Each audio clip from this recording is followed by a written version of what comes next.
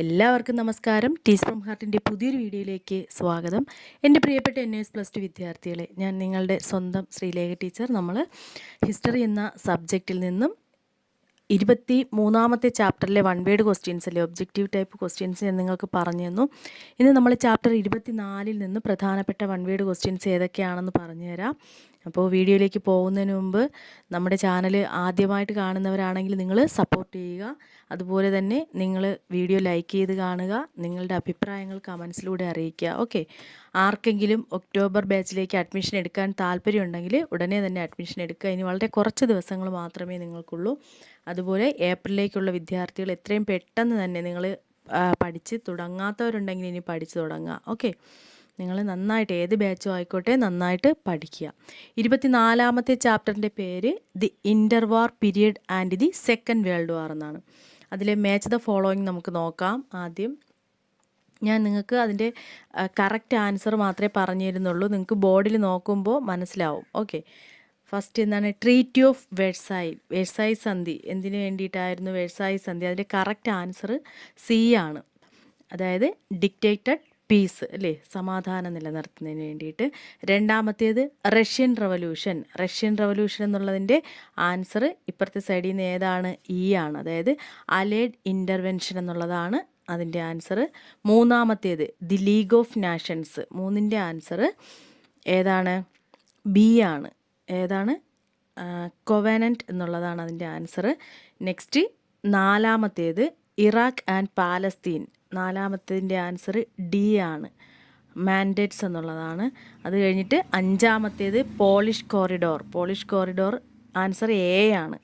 Outlet to Baltic sea എന്നുള്ളതാണ് അതിൻ്റെ answer. Okay, ഇനി നമുക്ക് ഇതിലെ ഫിൽ ഇൻ ദ ബ്ലാങ്ക്സ് നോക്കാം. ഒന്നാമത്തേത് the League of nations was created for dash. League of nations രൂപീകരിച്ചത് എന്തിനു വേണ്ടിയാണ്? അതായത് അന്താരാഷ്ട്ര സഹകരണം വർദ്ധിപ്പിക്കുക, അതുപോലെ സുരക്ഷ നിലനിർത്തുക, സമാധാനം നിലനിർത്തുക ലോകരാജ്യങ്ങളൊക്കെ തമ്മിലല്ലേ, അതിന് വേണ്ടിയിട്ടാണ് ലീഗ് ഓഫ് നാഷൻസ് രൂപീകരിച്ചത്. അപ്പോൾ league of nations was created for എന്തിനൊക്കെ വേണ്ടിയിട്ടാണ്? അന്താരാഷ്ട്ര സഹകരണം വർദ്ധിപ്പിക്കുക, സമാധാനവും സുരക്ഷയും ഒക്കെ നിലനിർത്തുക, ഇതിന് വേണ്ടിയിട്ടാണ്. നെക്സ്റ്റ് രണ്ടാമത്തെ question, Wilson's 14 points promised to bring in dash. അതായത് വിൽസണിൻ്റെ 14 പോയിൻറ്റ്സ് എന്ത് കൊണ്ടുവരുമെന്നാണ് ഉറപ്പ് നൽകിയത്? ഡാഷ് കൊണ്ടുവരുമെന്നാണ്. എന്ത് കൊണ്ടുവരുമെന്നാണ്? സമാധാനത്തിൻ്റെയും ജനാധിപത്യത്തിൻ്റെയും സ്വയം നിർണയത്തിൻ്റെയും യുഗം കൊണ്ടുവരുമെന്നാണ് വിൽസൻ്റെ 14 പോയിൻറ്റ്സ് ഉറപ്പ് നൽകിയത്. ഓക്കെ, മൂന്നാമത്തെ question, Poland was formed after the decline of dash and dash. അതായത് ഏതിൻ്റെയൊക്കെ പതനത്തിന്, ഡിക്ലൈന് ശേഷമാണ് പോളണ്ട് രൂപീകൃതമായത്? ഏതൊക്കെയാണ്? Austria, Prussia and Russia. Next question നാലാമത്തേത്, Mussolini's armed gangs were called dash. നമുക്കറിയാം മുസോളിനിക്കൊരു സായുധ സംഘം ഉണ്ടായിരുന്നു അല്ലേ. അപ്പോൾ ഈ മുസോളിനിയുടെ കൂടെ ഉണ്ടായിരുന്ന പട്ടാളം അവരുടെ സായുധ സംഘങ്ങളെ വിളിച്ചിരുന്ന പേര് എന്തായിരുന്നു? ബ്ലാക്ക് ഷർട്ട്സ് എന്നായിരുന്നു. കറുത്ത കുപ്പായക്കാർ, കരിങ്കുപ്പായക്കാർ അല്ലെങ്കിൽ ബ്ലാക്ക് ഷർട്ട്സ് എന്നാണ് മുസോളിനീസ് ആംഡ് ഗാങ്സിനെ വിളിച്ചിരുന്നത്.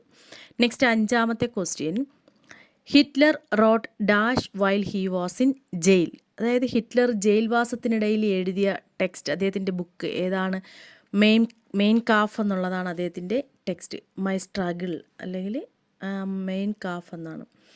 ആറാമത്തെ question, Mussolini came to power by organising a dash on dash. അതായത് എവിടേക്ക് എന്ത് സംഘടിപ്പിച്ചുകൊണ്ടാണ് മുസോളിനി എന്ത് ചെയ്തതെന്നാണ്? മുസോളിനി അധികാരത്തിലെത്താൻ വേണ്ടിയിട്ട് എങ്ങോട്ടേക്കാണ് മാർച്ച് സംഘടിപ്പിച്ചത്? എവിടേക്ക് എന്ത് സംഘടിപ്പിച്ചു? റോമിലേക്ക് മാർച്ച് സംഘടിപ്പിക്കുകയാണ് ഉണ്ടായത്. മനസ്സിലായാലും? Mussolini came to power by organising a march on Rome. റോമിലേക്ക് ഒരു മാർച്ച് സംഘടിപ്പിച്ചുകൊണ്ടാണ് മുസോളിനി അധികാരത്തിലെത്തിയത്. നെക്സ്റ്റ് ഏഴാമത്തെ ക്വസ്റ്റ്യൻ, ദി മ്യൂണിക് പാക്ട്. ഏഴാമത്തെ അല്ല, എട്ടാമത്തേതാണത്. ഏഴാമത്തെ question, the league failed to prevent dash. League എന്ത് തടയുന്നതിലാണ് പരാജയപ്പെട്ടത്? League failed to prevent dash എന്ത് തടയുന്നതിലാണ്, അതായത് അഗ്രഷൻ അല്ലേ, സമാധാന ലംഘനം, അത് തടയുന്നതിൽ ലീഗ് പരാജയപ്പെട്ടു. എട്ടാമത്തെ question, the Munich pact allowed Germany to occupy dash. Germany occupy ചെയ്യുന്നതിന്, അതായത് ഏത് നേടുന്നതിനാണ് മ്യൂണിക് ഉടമ്പടി അനുവദിച്ചത്, ഏതിനു വേണ്ടിയിട്ടാണ്, അതായത് സുഡറ്റൻ ലാൻഡ്, അതിനു വേണ്ടിയിട്ടായിരുന്നു മ്യൂണിക് പാക്റ്റ് എന്ത് കൊടുത്തത്, അനുമതി കൊടുത്തത്. ഇനി ഒൻപതാമത്തെ question, the second world war began with the invasion of dash. അതായത് ഒരു വ്യക്തിയാണ് അവിടെ നമ്മൾ എന്ത് ചെയ്യുന്നത്, ഈ ക്വസ്റ്റ്യനിലൂടെ ഓർമ്മിക്കുന്നത്. ഡാഷിൻ്റെ ആക്രമണത്തോടെയാണ് രണ്ടാം ലോക മഹായുദ്ധം ആരംഭിച്ചത് എന്നുള്ളതാണ്. ചാൾസ് ഡി ഗൗലെയാണ് ആൻസർ. നെക്സ്റ്റ് 10ാമത്തെ question, the policy of appeasement encouraged dash. Appeasement policy എന്ന് പറഞ്ഞാൽ പ്രീണിപ്പിക്കൽ നയം. പ്രീണിപ്പിക്കൽ നയം എന്തിനെയാണ് പ്രോത്സാഹിപ്പിച്ചത്? The policy of appeasement encouraged fascism അല്ലേ, ഫാസിസ്റ്റുകളെയാണ് അവർ പ്രോത്സാഹിപ്പിച്ചത്. നെക്സ്റ്റ് അതുപോലെ തന്നെ മാച്ച് ദ ഫോളോയിങ് ഒരെണ്ണം കൂടി വരുന്നുണ്ട്, നോക്കാം. ന്യൂ ഡീൽ, ഞാൻ ആൻസേഴ്സ് മാത്രമേ പറയുന്നുള്ളൂ. ഒന്നാമത്തേത് ന്യൂ ഡീൽ, അതിൻ്റെ ആൻസർ സി ആണ്, ന്യൂ ഡീൽ USA. രണ്ടാമത്തേത് റിച്ച് ഫാർമേഴ്സ്, അത് റിച്ച് ഫാർമേഴ്സ് രണ്ടാമത്തേതിൻ്റെ ഡി ആണ്, എന്താണ്, കുലാക്സ്. മൂന്നാമത്തേത് ന്യൂ എക്കണോമിക് പോളിസി, ആരുടേതാണ്, അത് USSR. 4 കളക്ടിവൈസേഷൻ 4ൻ്റെ ആൻസർ ബി ആണ്, കോപ്പറേറ്റീവ് ഫാംസ് ആണ് ആൻസർ. അഞ്ചാമത്തേത് ഓവർ പ്രൊഡക്ഷൻ, അത് ആണ്, ഗ്രേറ്റ് ഡിപ്രഷൻ ആണ് അതിൻ്റെ ആൻസർ. ഓക്കെ, ഇനി ട്രൂ ഓർ ഫാൾസ് കൂടി നമുക്ക് നോക്കാം. ഒന്നാമത്തെ question, most of the European countries were dependent on the US economy. അതായത് കൂടുതൽ യൂറോപ്യൻ രാജ്യങ്ങളും സെക്കൻഡ് വേൾഡ് വാർ ആ സമയത്ത് കൂടുതൽ യൂറോപ്യൻ രാജ്യങ്ങളും അമേരിക്കൻ സമ്പദ് വ്യവസ്ഥയെ, യുണൈറ്റഡ് സ്റ്റേറ്റ്സിൻ്റെ എക്കണോമിയെയാണ് ആശ്രയിച്ചിരുന്നത്. അത് ട്രൂ ആണ്, answer true. Most of the European countries were dependent on the US economy, answer is true. Next രണ്ടാമത്തെ question, in the capitalist system workers were paid low wages. മുതലാളിത്ത വ്യവസ്ഥിതിയിൽ, capitalist എന്ന് പറയുമ്പോൾ മുതലാളിത്ത വ്യവസ്ഥിതിയിൽ തൊഴിലാളികൾക്ക് എങ്ങനെയുള്ള ശമ്പളമാണ് കൊടുത്തിരുന്നത്, എങ്ങനെയുള്ള വേജസ് ആണ്, അതായത് അവർക്ക് ലഭിച്ചിരുന്നത് ലോ വേജസ് ആണ്, കുറഞ്ഞ വേതനമാണ് നൽകിയിരുന്നത്. അത് ആൻസർ ഈസ് ട്രൂ. മൂന്നാമത്തെ question, Russia introduced 5 plans for rapid industrialisation. അതായത് ദ്രുത വ്യാവസായികവൽക്കരണത്തിൽ റഷ്യ പഞ്ചവത്സര പദ്ധതികൾ ആവിഷ്കരിച്ചു. പെട്ടെന്നുള്ള വ്യവസായ മേഖലയിലുള്ള വളർച്ചയ്ക്ക് വേണ്ടിയിട്ട് റഷ്യ എന്ത് ഇൻട്രൊഡ്യൂസ് ചെയ്തു, 5 പ്ലാൻസ്, പഞ്ചവത്സര പദ്ധതികൾ രൂപീകരിച്ചു. അതും ആൻസർ ട്രൂ ആണ്. Russia introduced 5 plans for rapid industrialisation, answer is true. Next വീണ്ടും ഒരു മാച്ച് ദ ഫോളോയിങ് നോക്കാം. ഫ്രീ ഫ്രാൻസ് മൂവ്മെൻറ്റ്, അതിൻ്റെ ആൻസർ എഫ് ആണ്, എന്താണ്, ചാൾസ് ഡി ഗൗലെ ആണ് അതിൻ്റെ ആൻസർ, ഫ്രീ ഫ്രാൻസ് മൂവ്മെൻറ്റ്. രണ്ടാമത്തത് ബാറ്റിൽ ഓഫ് ബ്രിട്ടൻ, അതിൻ്റെ ആൻസർ ഏതാണ്, സി ആണ്, ഓപ്പറേഷൻ സീ ലയൺ. ഇനി മൂന്നാമത്തേത് എന്താണ്, ഇൻവാഷൻ ഓഫ് USSR, 3ൻ്റെ ആൻസർ എ ആണ്, ഓപ്പറേഷൻ ബർബറോസ എന്നുള്ളതാണ് ആൻസർ. നെക്സ്റ്റ് നാലാമത്തേത് ബ്രിട്ടീഷ് പ്രൈം മിനിസ്റ്റർ, 4ൻ്റെ ആൻസർ ബി, വിൻസ്റ്റൺ ചർച്ചിൽ എന്നുള്ളതാണ് അതിൻ്റെ ആൻസർ. അഞ്ചാമത്തേത് സെക്കൻഡ് ഫ്രണ്ടിൻ്റെ ആൻസർ ഡി ആണ്, answer is second front, answer Normandy എന്നുള്ളതാണ്, നോർമാൻഡിയാണ് answer.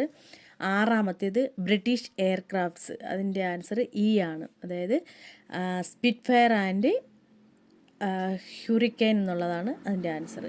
Next complete the following sentence കൂടി നമുക്ക് നോക്കാം ഈ ചാപ്റ്ററിൽ. ഒന്നാമത്തേത്, the second world war began with dash. അതായത് സെക്കൻഡ് വേൾഡ് വാർ, രണ്ടാം ലോക മഹായുദ്ധം ആരംഭിച്ചത് ഏതിനെ ആക്രമിച്ചത് മുതലാണ്, അല്ലെങ്കിൽ എന്തുകൊണ്ടാണ്, പോളണ്ടിനെ ആക്രമിച്ചത് കാരണമാണ് സെക്കൻഡ് വേൾഡ് വാർ ആരംഭിച്ചത്. രണ്ടാമത്തെ question, operation sea lion was possible only if dash. Operation sea lion സാധ്യമാകുന്നത് എന്ത് ചെയ്യുമെങ്കിൽ മാത്രമായിരുന്നു, ജർമ്മൻ ആർമി. ആൻസർ എന്താണ്? ജർമ്മൻ ആർമി ഇംഗ്ലീഷ് ചാനൽ കടന്നാൽ മാത്രമായിരുന്നു operation sea lion was possible എന്നുള്ളത് സാധ്യമാകുന്നത്. ഈ ജർമ്മൻ ആർമി ഇംഗ്ലീഷ് ചാനൽ കടന്നാൽ മാത്രമാണ്. Next question. The war in Asia and Pacific ended with dash. എന്താണ്? ഏഷ്യയും പസഫിക്കും തമ്മിലുള്ള യുദ്ധം അവസാനിച്ചത് എങ്ങനെയായിരുന്നു? ഹിരോഷിമ, നാഗസാക്കി എന്നിവിടങ്ങളിലെ അണുബോംബ് വർഷിക്കുന്ന അല്ലെങ്കിൽ അവിടുത്തെ അണുബോംബ് വർഷിക്കലിലൂടെയാണ് ഏഷ്യയും പസഫിക്കും തമ്മിലുള്ള യുദ്ധം അവസാനിച്ചത്. The war in Asia and Pacific ended with ഹിരോഷിമയിലും നാഗസാക്കി ഈ സ്ഥലങ്ങളിൽ അണുബോംബ് വർഷിക്കുന്നതിലൂടെ അല്ലെങ്കിൽ അണുബോംബ് വർഷിക്കലിലൂടെ മാത്രമാണ് ഏഷ്യയും പസഫിക്കും തമ്മിലുള്ള യുദ്ധം അവസാനിച്ചത്. അപ്പോൾ 24ാമത്തെ ചാപ്റ്ററിൽ നിന്നുള്ള പ്രധാനപ്പെട്ട വൺ വേർഡ് ക്വസ്റ്റ്യൻസ് നിങ്ങൾക്ക് ടെക്സ്റ്റിൻ്റെ പുറകിലുള്ള match the following, true or false, അതുപോലെ വൺ വേർഡ് ക്വസ്റ്റ്യൻസുമാണ് ഞാൻ പറഞ്ഞു തന്നത്. അപ്പോൾ നിങ്ങൾ ഓർത്തെടുക്കുക, പഠിക്കുക, നല്ല മാർക്ക് സ്കോർ ചെയ്യുക. എന്തെങ്കിലും ഡൗട്ടൊക്കെ ഉണ്ടെങ്കിൽ വിളിക്കുക. പിന്നെന്താണ്, എന്തെങ്കിലും ഗൈഡോ നോട്ട്സോ അങ്ങനെയൊക്കെ വേണമെങ്കിൽ നിങ്ങൾക്ക് കോൺടാക്റ്റ് ചെയ്യാം. നമ്മൾ ഹെൽപ്പ് ചെയ്ത് തരുന്നതാണ്. ഓക്കെ, അപ്പോൾ മറ്റൊരു വീഡിയോയിലൂടെ വീണ്ടും കാണാം. താങ്ക്